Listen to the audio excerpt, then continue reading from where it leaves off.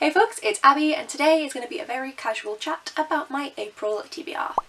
So in April I'm going to be taking part in All the World's a Page, which is the readathon hosted by Olivia-Savannah along with a couple of other co-hosts, and this is all based around Shakespeare's plays, his tragedies, his comedies, his histories, and there's prompts for every single one of his plays. They're split into their 3 categories, and you can do kind of as many of the prompts or as few of them as you like, or you can read the book that the prompt is inspired by, the play that the prompt is inspired by.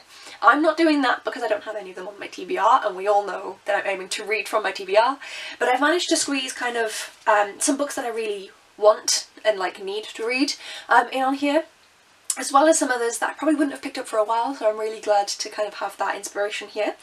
And we will see what comes out. And then also at the end I'm going to be bringing back, for April, the TBR jar. I may regret this.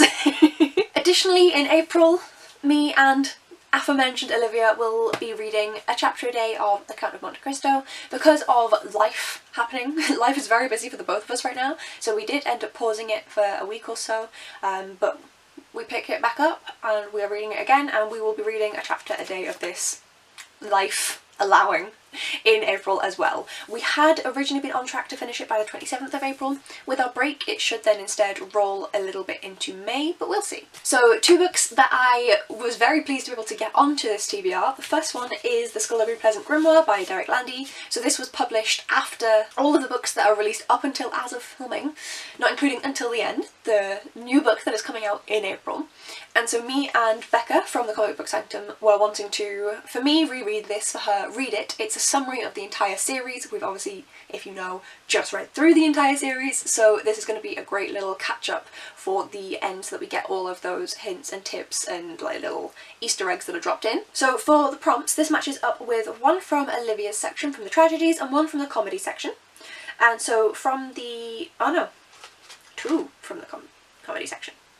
Fantastic. So from Olivia's section it matches up with an author whose writing style I enjoy. I really enjoy Landy's writing style. And then from the comedy section it matches up with the multiple love stories / companion novel prompt. This is a companion novel to the rest of the Skulduggery Pleasant series. It also matches for the mixed reviews prompt. Some people loved this, some people hated it. I have already read this, I understand why. I see both sides of the coin, but it's really enjoyable for me. So I'm expecting Hannah to hate it because everything I love she hates, but we'll see. But yeah, so that matches for those prompts and I'm very excited for it. And then, I obviously don't have it in my hands yet, but Until the End by Landy, the very last Skulduggery Pleasant book, which I'm so nervous about and like so sad and everything. So this is going to go for quite a few of the prompts. If you see me looking down, I've got it written down because I can't remember all this. So in Olivia's section, in the tragedies, this matches up for a hyped book, a book that I'm predicting will stab me in the feels. Yes, that is the Macbeth one. A long book / a 5-star prediction. This is going to be huge, about 600-700 pages, and I predict it's going to be a 5-star, so mwah. It could also work for the authors whose writing style I enjoy, obviously. And then when we delve into the comedy section, a female friendship or a woman that you love. There's a lot of that in the Skulduggery series. And then the last in the series, or a book that I've been putting off. I'm not putting it off, but it's the last in the series. I'm so excited to read this. So yes, those are the 2 Skulduggery books that I'm going to be reading, tied in a nice little bow. Then the Brothers Lionheart, which is by Astrid Lindgren. This was gifted to me by Veronica from Veronica's Shelf because this is a Swedish author that I read a tiny short story from and she wanted me to read some more, so thank you so much, Veronica. I'm finally reading it. And for the prompts it works for family focused, Brothers Lionheart. It works for short book. This is under 200 pages. It also works for a book that might have a happy ending. This is a difficult one. It's one that you think is going to have a happy ending. Still counts even if it doesn't. I think this is going to be a bittersweet ending, but it is a kid's book, so I'm assuming it will at least have a kind of vague positive note of upwards trajectory, but we'll see. And I'm really excited to delve into this one. I don't know too much about it. That's what brave Jonathan Lionheart tells his sick young brother Carl. In Nangiala you have adventures from morning till evening. So when both boys tragically die and are united in the land beyond the stars, they know their adventures are just beginning. This is all I know. So it should be a very cute book. I'm excited to read it. Then we have the prompt for a book by a black author, and I thought that would be a great time to read Natives by Akala. This is a non-fiction all about race and class in the ruins of empire. This kind of self-explains itself on the front. It is all related to British racism, which is something that I really want to learn more about. And I have been enjoying so far this year having at least one non-fiction in my TBR every month. I've really been enjoying that, so I'm glad to have this there. And I can learn a lot more about this. And this one was actually gifted to me for Christmas by Caitlin from My Cheshire Rabbit, so thank you so much, Caitlin. Then one of the prompts is to read an audiobook, and so for that one I am going to be reading Comfort Me with Apples. This could also go for the short book, because I think it, again, is under 200 pages. But yes, here is the cover of that. I don't know too much. I saw Kayla from Books and Lila reading it. I think it's kind of like a Stepford Wives vibe, but not the same story, obviously, where this woman lives in like a perfect community, but it's not quite perfect, and there's a lot of shit going down. So I'm really excited to listen to that. I'm pretty sure that's how Kayla read it as well, and she really enjoyed it, so I'm hoping that I get the same weird vibes from it. Second to last, and we have a book that was recommended to me. Obviously I could have used the Brothers Lionheart or Natives for this, but I thought, you know, that my TBR is pretty small, I can add another one on here, so I'm going to add The Book Jumper by Mechthild Gläser.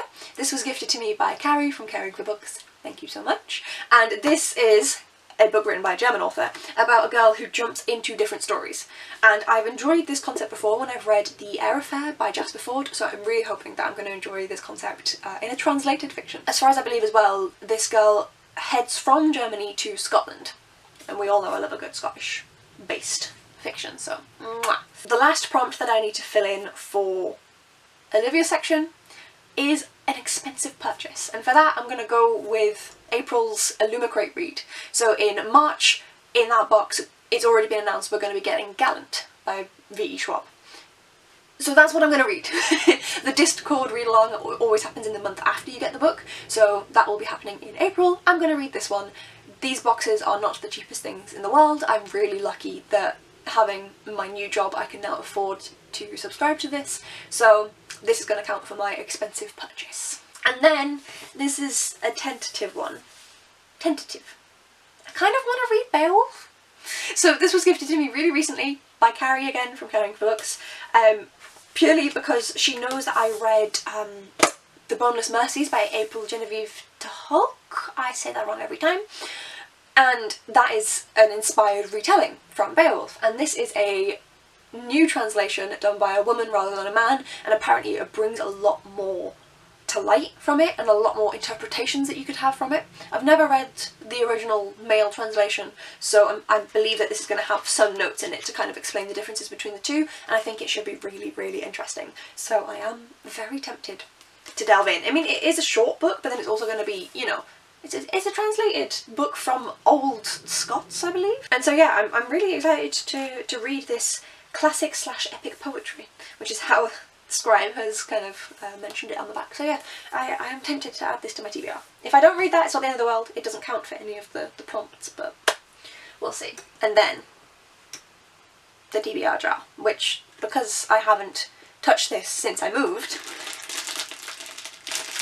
is actually the TBR Ziploc bag. I wanted to make sure I didn't lose any of the slips, so yeah. And then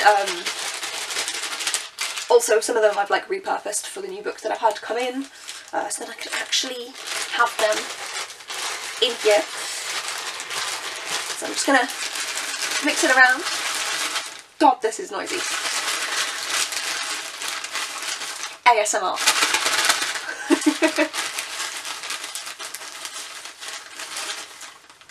This one, am I gonna regret it? Oh, okay, so it's an older one because it's on here. Oh, okay, The Book of Mirrors by Io Chirivici. Let me grab it, Eee. I said that as if I was going somewhere far away. It's just over here. So, The Book of Mirrors by Io Chirivici was lent / gifted to me, I'm not sure, by one of my best friends, Georgia. I don't know if she wants it back. I'll have to ask her once I've read it. She lent this to me in like 2016. So yeah, it's a good job I'm finally reading this. My friend doesn't read a lot. She really doesn't read a lot. So the fact that she read this and enjoyed it means that I do want to give it a shot. Princeton in 1987, a renowned psychologist, Professor Joseph Frieda, is brutally murdered. New York, 25 years later, a literary agent, Peter Katz, receives a manuscript. Or is it a confession? Today, unearth the secrets of the Book of Mirrors and discuss why memories are the most dangerous weapons of all. Don't trust everything you read. I have no clue, but it sounds very interesting. It's also not very long. It's like 326 pages. So yeah, adding this to my TBR. I really don't know much about it. This is a very blue month. Like, I'm aware that the Brothers Lionheart has this kind of maroon edge, but the front cover is blue. So this is a very black and blue month, apart from Until the End, which is bright fucking orange. But yes, so this is my TBR. That's worked out really well. This is such a small TBR. What the hell? Sometimes when I pick things out of the TBR jar, Ziploc bag, I don't want to read them.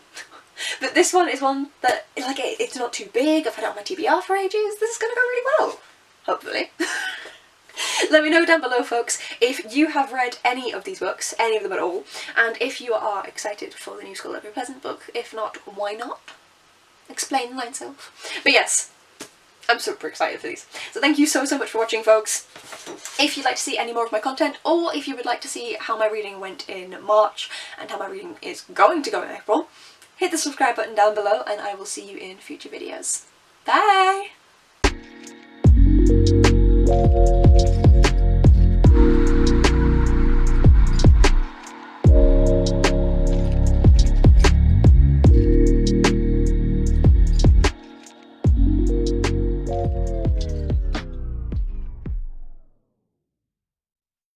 Right, well, that was my lunch break. I should probably get back to work now.